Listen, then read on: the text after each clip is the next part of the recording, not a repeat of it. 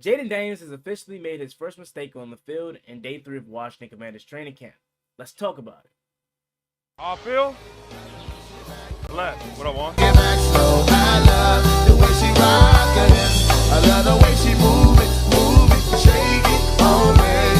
When she cry for him, the shawty is the winner. You can tell that shawty's no beginner. She's confident. I love the way she move it.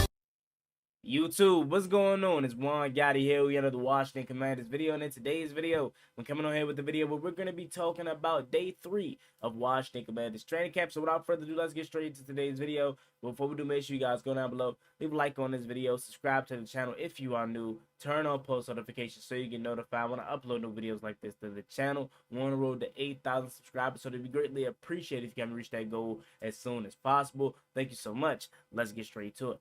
So I first want to start by saying this. Have our media team gotten bougie?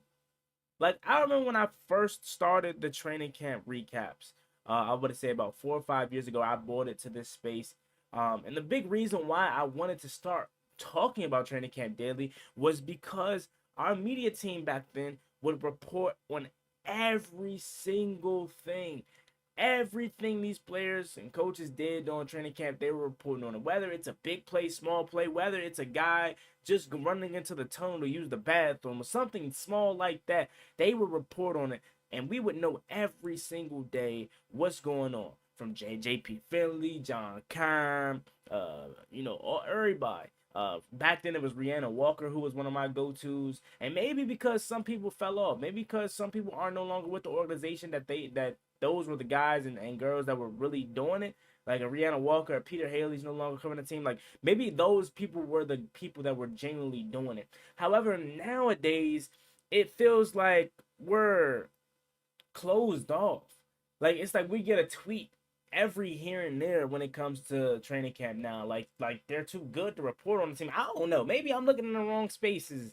You know what I'm saying? Maybe I'm not looking at the wrong people, the right people. But I follow Nikki Giovanni, I follow JP Finley, I follow John Keim, Ben Standard, Scott Abram. Like, I follow everybody, and I'm barely getting news to put out. So I don't know. That's just my little rant about it. Maybe I'm tripping. Maybe I'm looking in the wrong spot. Y'all let me know. But I don't know, man. Maybe our media team has gotten a little bougie, or maybe it's some new regulations where they can't report on everything. I'm not sure. But the little that I do have, I do want to talk about some interesting topics. First things first. Dan Quinn stepped to the podium today and he spoke about Emmanuel Forbes. Emmanuel Forbes gained 15 pounds this offseason. I love to see it. Okay, I'm hoping that helps him this season. Coming up when we have to face these premier wide receivers and AJ Brown and all these big time receivers that we have to face, because we have a gauntlet of receivers that we have to face this season. Jamar Chase, CD Lamb twice, AJ Brown twice, like I said before, Jalen Hyde, Devon Smith, their new rookie in New York, Malik Neighbors. Like, we got a lot of great receivers we're gonna have to face this year. So hopefully he's prepared and he can be good. Because a lot of people believe I hate on Emmanuel Forbes, which is not the case. I want him to be really good. I want anybody we bring on this team to be really good. But unfortunately, I also am a realist, and I call it how I see it. If I'm wrong about Emmanuel Forbes, for sure, Juan Gotti is gonna come up here and tell y'all that I was wrong. I'm never gonna be one of those fans. Oh, I said this, I ain't really say that. I'm gonna tell y'all, if I'm wrong and Emmanuel Forbes turns out to be an All-Pro, Pro Bowler, I'm gonna be happy. First of all, second of all, I'm gonna come up here and I'm gonna eat my words, because at the end of the day, it's all about our players performing well at the end of the day. So I'm hoping that these 15 pounds helps him. It's been a lot of positives around Emmanuel Forbes this offseason. So again, I'm hoping that it translates to the field. Okay. Tyler Owens and Chiggy Anusium did not practice today. Their reasoning for practice is unknown at this moment. But they weren't out there on the practice field today. Austin Ekeler is another name that I want to talk about, because he's been garnering a lot of attention this offseason and in training camp thus far. They're saying he looks really, really good out there. Like, we know he's like early stage of 30, late 20s, and around that time running backs start to slow down. And a lot of people, due to his injury, because injuries in LA, were kind of saying, okay, he fell off. But according to a lot of the beat reporters there in Washington, and watching the practices, Austin Ekeler looks like he's found a fountain of youth out there. He looks really good, and that's very exciting because we brought him in to be the change of pace back, and somebody that can feed off of Brian Robinson. Because right now, really, you look at the running back room, it's just Brian Robinson, Christian Rodriguez, Austin Ekeler, and maybe somebody else could make the roster, but those are the main three that we're thinking of. And we needed that change of pace back. So it's good to see Austin Ekeler is looking refreshed and looking ready to rock and roll. And again, he's going to be in a minute role because he didn't want to be that bell cow anymore. Next thing that we did have to talk about was Jayden Daniels. He unfortunately threw a first pick today. Michael Davis picked him off, but again, that's to be expected, right? That's not nothing that's a shocker. That's not nothing that should make you feel like he's a bust or he's trash or nothing. That's football. It happens. You're going to turn over the football, especially a rookie in training camp. He's going to make mistakes. That's why every single year or every time we have a new quarterback at helm, we as content creators try to brace you guys for what's the possible outcome of this situation, right? Because some days are going to be really good. Some days he's going to be on fire, like he can't miss. He's looking really good. And then it's going to be other days where it's like, man, Jaden Daniels has a lot of growing to do. He has a lot of learning to do. He's a rookie. You clearly can see it. So today was one of those moments. He had one of those moments. I ain't gonna say he had one of those days because that was probably one of the only passes that got picked off or were bad today. He had a moment, and that happens. That's going to continue to happen throughout training camp, into the preseason, into the season. He's gonna have interceptions. Trust me. Jahan Dotson, Brian Robinson both dropped some passes today, so you don't like to see that. But again, it's football. It happens. You're not gonna be perfect. So again, I'm not gonna over panic, right? I'm not gonna over panic. It's very early in training camp. I'm not gonna be one of those fans that's gonna be like, "Oh my God, you dropped one pass, you're trash." No, it happens. Football.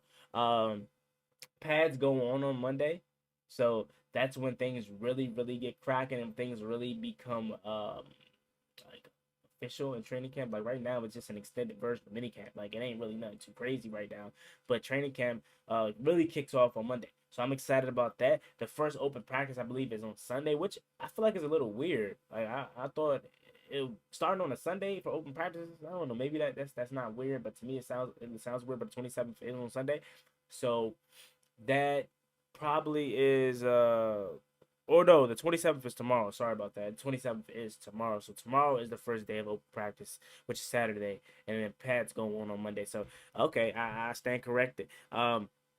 Got a couple more notes and then we'll get up out of here for today. Again, like it's not a lot to cover from. At least I can't find a lot to cover today because they don't really cover, I guess, a lot anymore. But yeah, so per been standing here, says Andrew Wiley sat out of several drives in the second half of practice, but they said he's all good. What else? Okay, we have here. Quinn says some of the best competition moments in my life has been when I had to prove it. He's basically talking about Jonathan Allen's comments on guys saying that they have a lot to prove, and he's loving, he's happy for it. Dan Quinn says they remain committed to not rushing Jaden Daniels in practice, i.e. Mariota working with the first team. Quinn says Daniels has been outstanding so far. The coaches also remain that this is only day 3, so don't look too far ahead. Full insight not done.